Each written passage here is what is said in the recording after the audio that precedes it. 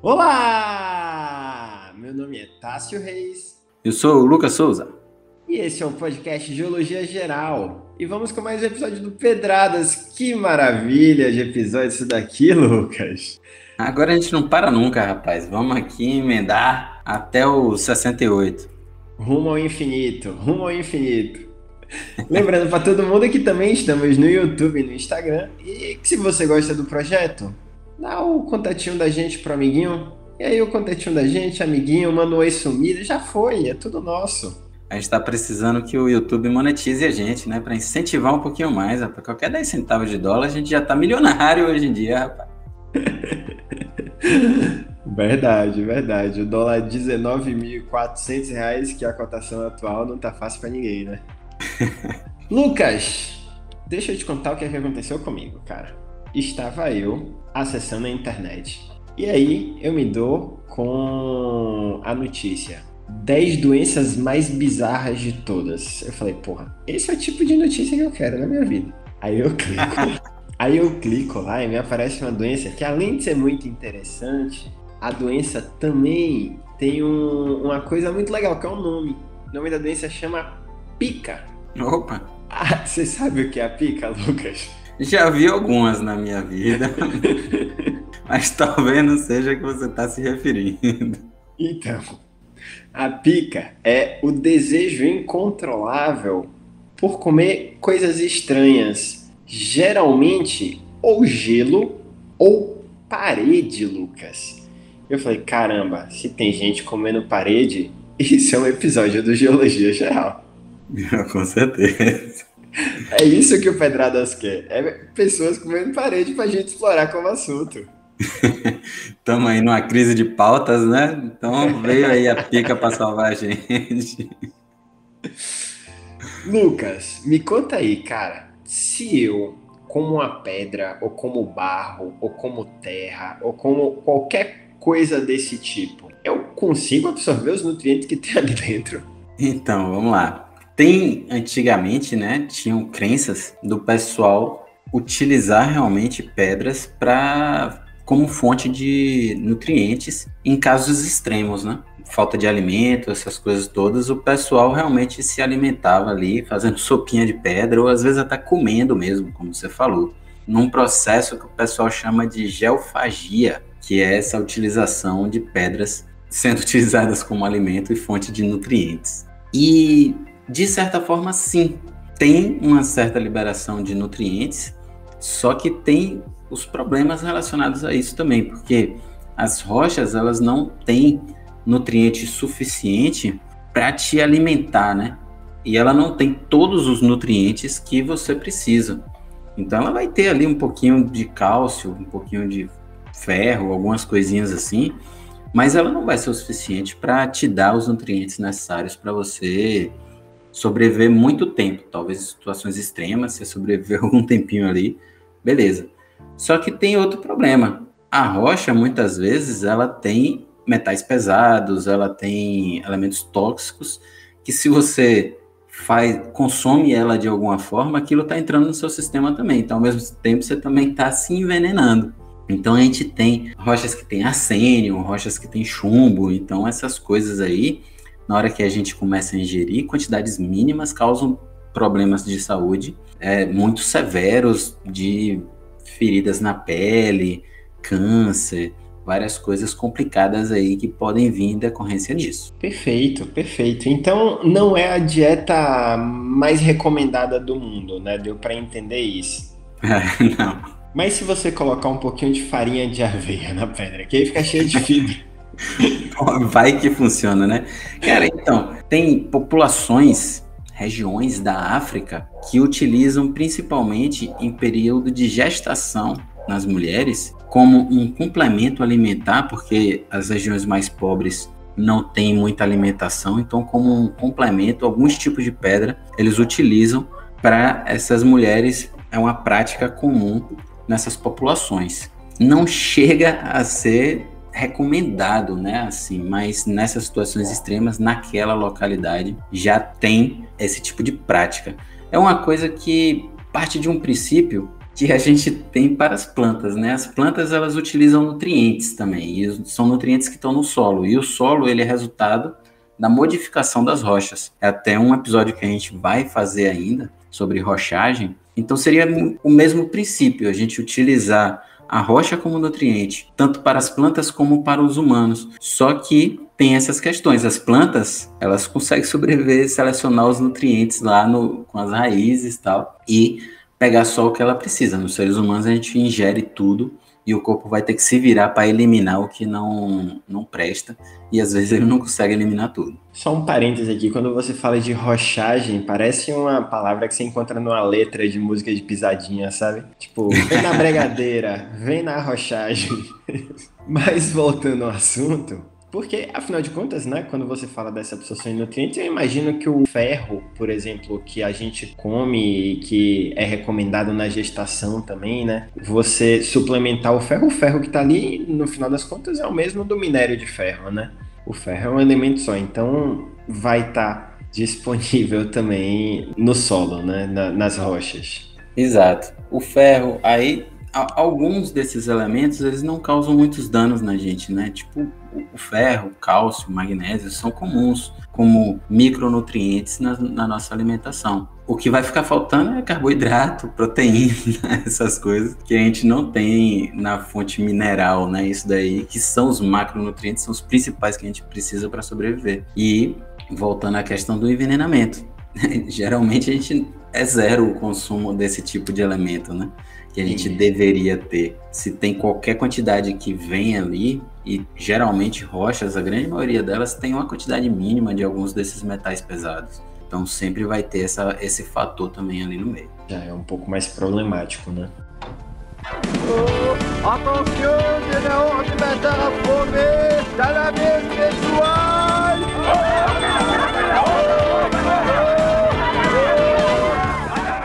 Com relação, Lucas, a essa questão do consumo de minerais, né? Você falou que as plantas absorvem os minerais, a gente se alimenta das plantas que vão ter os minerais lá dentro, ou de outros animais que se alimentaram de plantas e também tem os minerais lá dentro, e tem toda essa reciclagem, né? Dentro, por exemplo, da geologia e dessa exploração do solo, a gente consegue também fazer uma percepção, não sei, do tipo de mineral que a pessoa tem baseado no lugar onde ela vive. Por exemplo, pessoas que moram em lugares com uma alta concentração de calcário vai ter mais cálcio e ossos mais fortes ou alguma coisa nessa linha, ou aí já é viagem da minha cabeça e localmente não dá pra gente ter essa ideia baseada em população e em geografia e da quantidade de minerais no corpo dessa pessoa? Cara, então, esse é um detalhe que eu creio que pode sim acontecer, até porque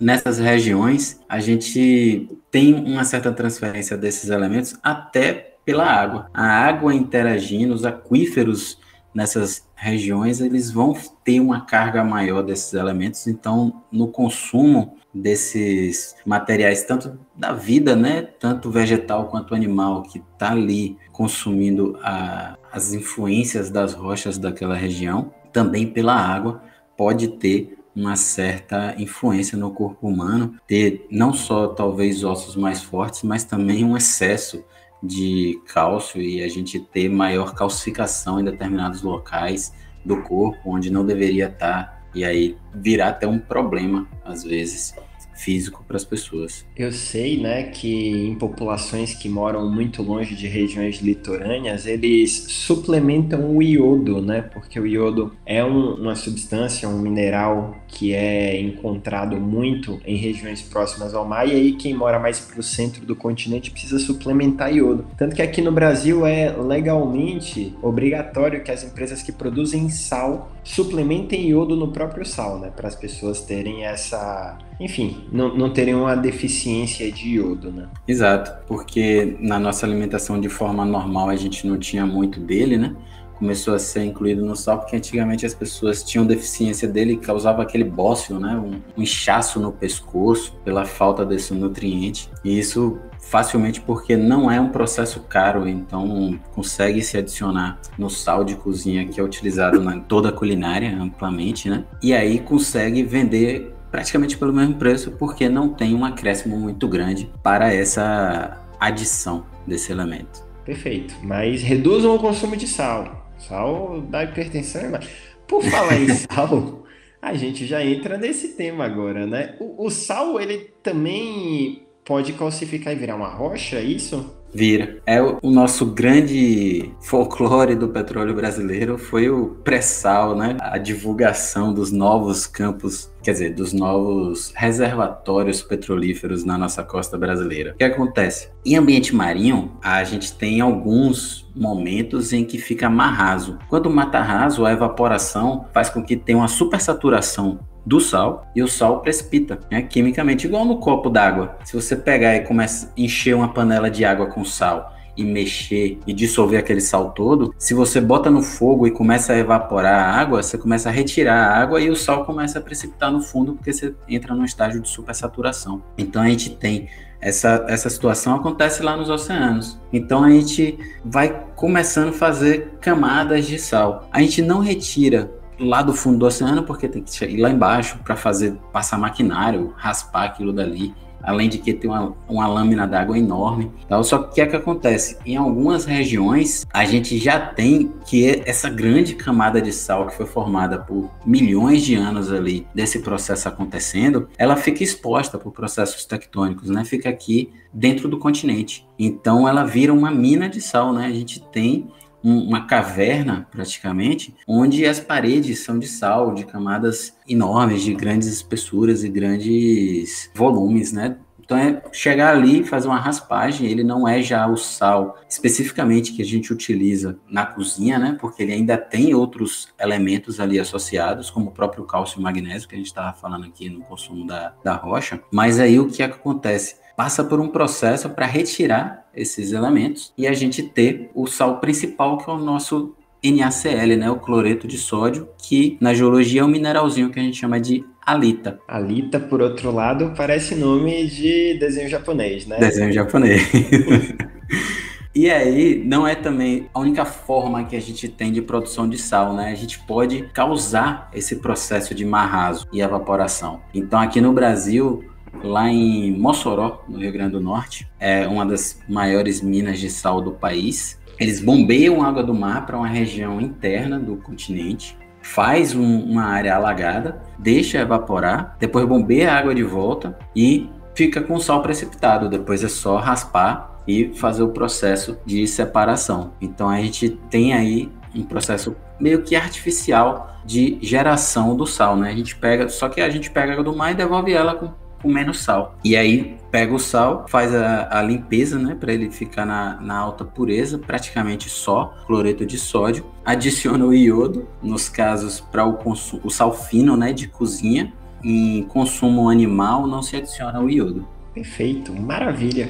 Quando você fala dessa questão da precipitação, eu já vi alguns vídeos assim, forma as halitazinhas, né? Mas não forma uma grande rocha, assim, um grande bloco, que é o que eu imagino que seja o pré-sal, né? Ou o pré-sal também é como se fosse pequenas halitazinhas todas juntas. Varia. Ele pode ser uma camadona, meio quase um concreto, sabe? Só que de sal. Ok. Aí fica um blocão assim de sal. Mas em algumas situações ele forma até cristais. Tem algumas dessas minas, se eu não me engano, no México tem uma que o pessoal até faz turismo nela, porque tem cristais assim do tamanho de edifícios. Claro que edifícios baixos, né, de uns 3 andares, mas mesmo assim muito grande na hora que você olha na escala com o ser humano. E o cristal perfeito, parecendo aqueles cristalzinhos de quartzo, sabe? Que a gente fica vendo o pessoal vendendo por aí. Então, um cristal perfeito, muito bem formado e é de sal. Alguns deles, né? Não todos, alguns são sulfatos, mas é possível também adquirir um hábito, uma forma bem bonita também. Perfeito, maravilhoso.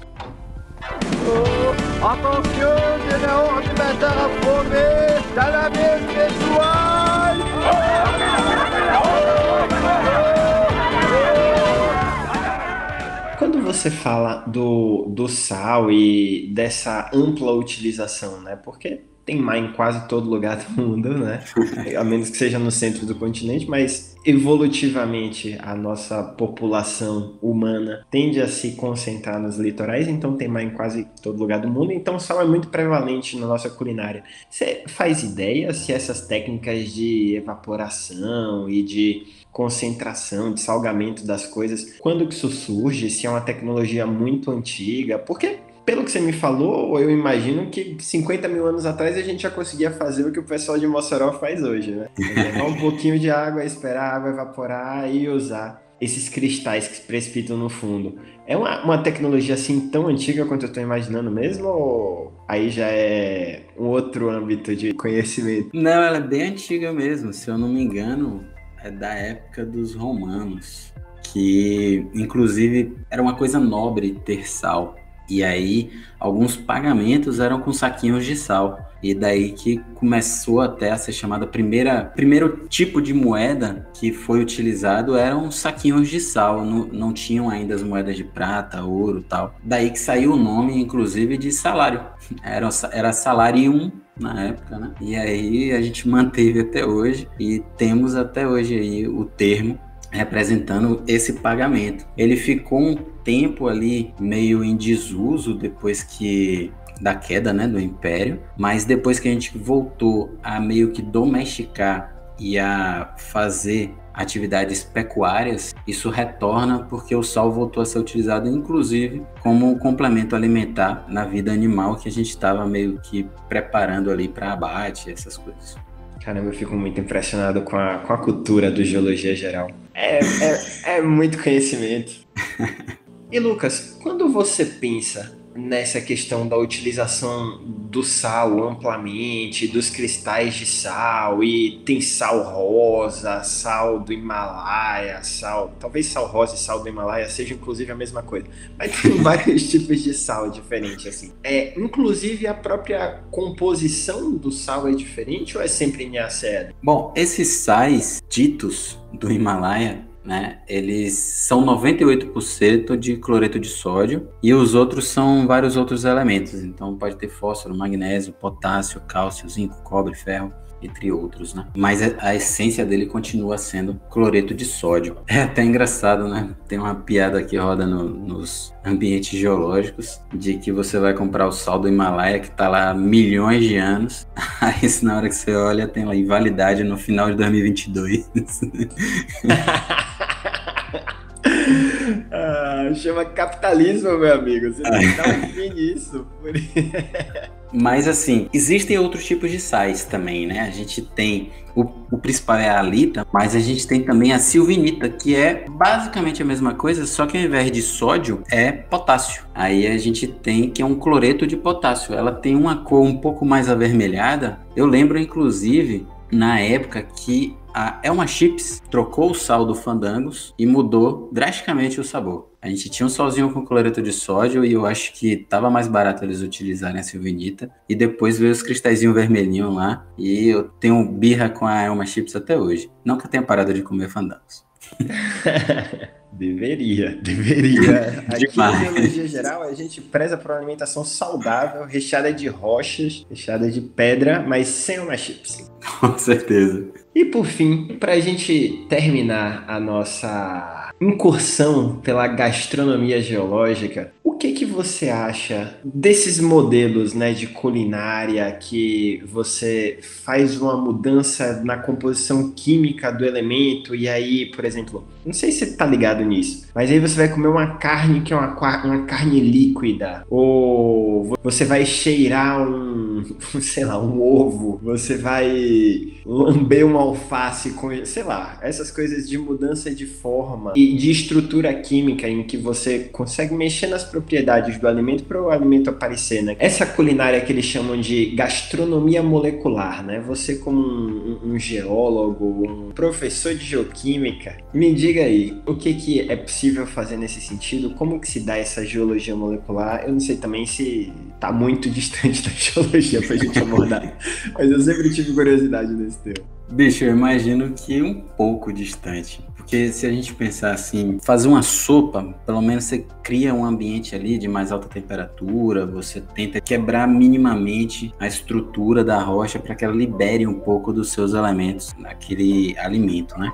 É diferente de você ficar lambendo a pedra para retirar os elementos. Porque se a gente imaginar que a gente precisa de milhares de anos de chuva para alterar uma rocha, ela começar a virar solo, se a pessoa for tentar tirar os elementos lambendo a rocha, ela vai ficar ali a vida inteira lambendo para causar algum tipo de modificação na estrutura da rocha. Eu acho que isso daí seria alguma coisa mais restrita ao mundo da culinária, um pouco mais específico ali, com alimentos que são diretamente alimentos mesmo, e não com uma forma mais subjetiva de retirada de nutrientes, como seria a utilização de rochas. Perfeito, muito obrigado, acho que já foi maravilhoso. Você é cultura pura, papai.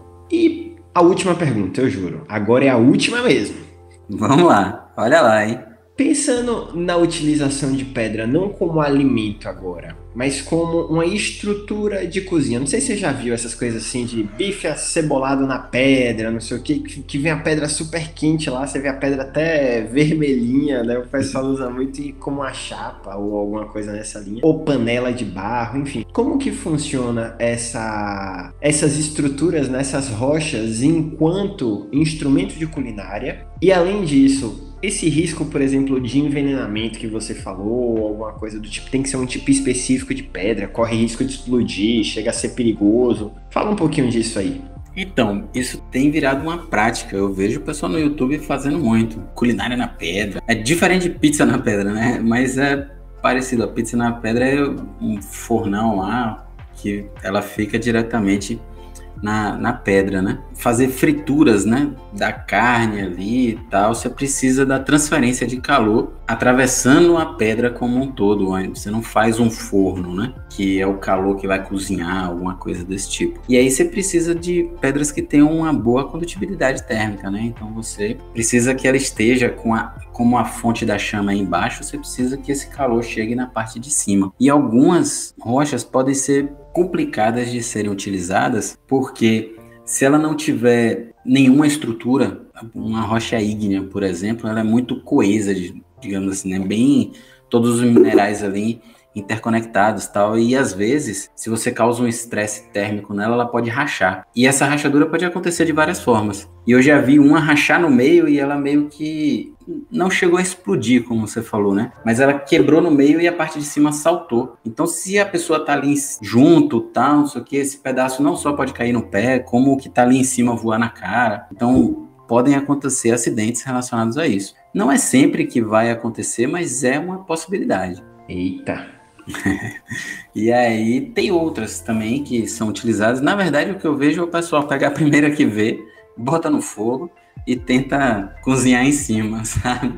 Não tem muita preparação em qual é a pedra que ele está utilizando, não. Por isso que tem essa problemática. Muitas delas podem sofrer esse tipo de processo daí. Em geral, você pode sim utilizar. Não é tão recomendado pelas mesmas coisas que a gente já falou. Quando a gente aquece a pedra, claro que ela não vai fundir, né? Não vai virar lava ali numa fogueirinha que você está fazendo e colocando ela em cima. Mas ao aquecer, você favorece reações químicas. Então, alguns elementos podem ficar móveis devido a essa chama. E aí você pode, sim, ter algum tipo de contaminação do seu alimento que está ali naquele ambiente em contato com ela. E se você não lavar, obviamente, tudo de sujeira que estava em cima vai para o seu alimento, né? Perfeito.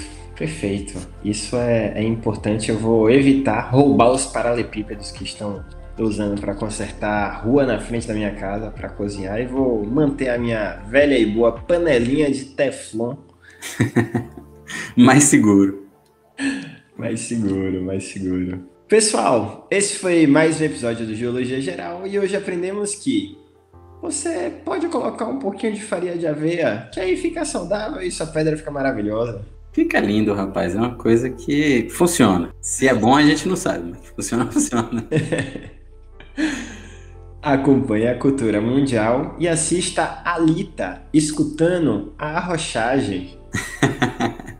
E por fim, cuidado com a validade do sol do Himalaia e com a ganância excessiva do capitalismo. Você compra ele depois, em um ano você tem o risco de perder. Não pode dar esse vacilo. Obrigado a todos e até a próxima. Até a próxima, pessoal. Um grande abraço.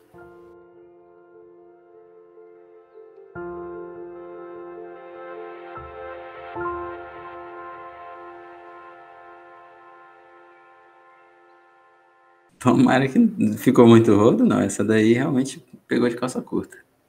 Não, eu tô aqui para lhe pegar de cota curta. Mas não,